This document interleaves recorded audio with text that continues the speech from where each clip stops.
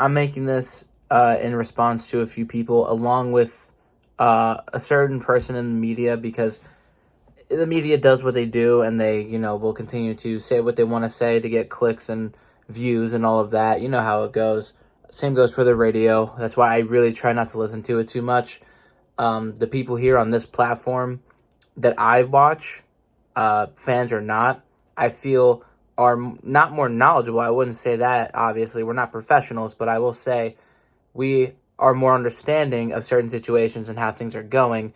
And at the end of the day, the title says it all. I mean, I don't think I need to defend this man any more than anyone else needs to. I'm not the biggest Jalen Hurts guy either. Of course, you had to love him last year.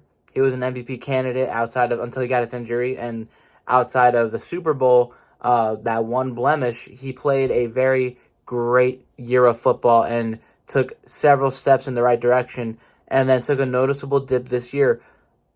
Is that all on him? Absolutely not. And we know who it's on, and that's the main problem that we have right now, that we're waiting to see what Howie Roseman and Jeffrey Lurie are going to do about the staff.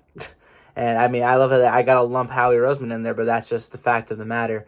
But when you watch the film against the Buccaneers and against any other team that the Eagles have lost to this year, you can clearly understand, and even in the wins, even in the victory that we had against the Bills, the Chiefs, the Dolphins, the Cowboys, the Commanders, both times, the Giants, all of them, you could see the predictable nature of this offense. You could see how there's no motion, there's nothing happening pre-snap, there are no adjustments being made pre-snap, because that is all you got. Literally is all you have. And if you have coaches that are unwilling to pick up the blitz, like when it comes to talking about picking up the blitz, if a quarterback is struggling to do that, a good coach tells him about it, teaches him to do it, and in game time you see him pick up the blitz.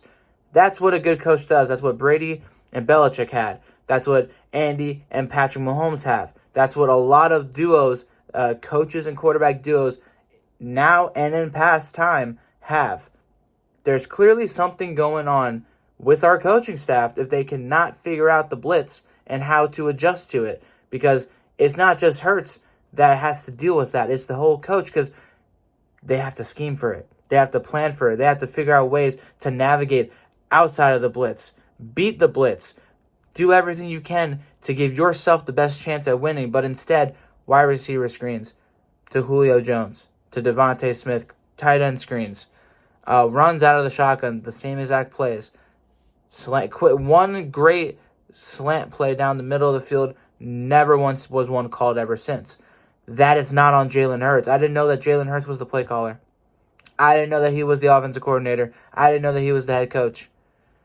I saw a man fed up with the direction this offense was going. I saw somebody, along with the entirety of the team, who just doesn't care, because they know that they're not going to get their way until something happens, and there's no point in talking about it and causing turmoil and doing this and that, because they know what's up. The fans can tell what's up, and whether they say it or not, it doesn't matter. The fact of the matter is that this is a problem. And whether they're going to talk about it in their press conferences or to the media outside of the NovaCare complex, it doesn't matter. What matters is what you see, and that is what you're getting, and that needs to be changed. And Jalen Hurts can benefit from that. Am I completely saying he is not at all a part of the problem? No, they all are. I made a poll today because I wanted to see what everyone thought, and I didn't give a vote for all of the above. And shout out to Where You Hiding for finally saying it, because it's everybody.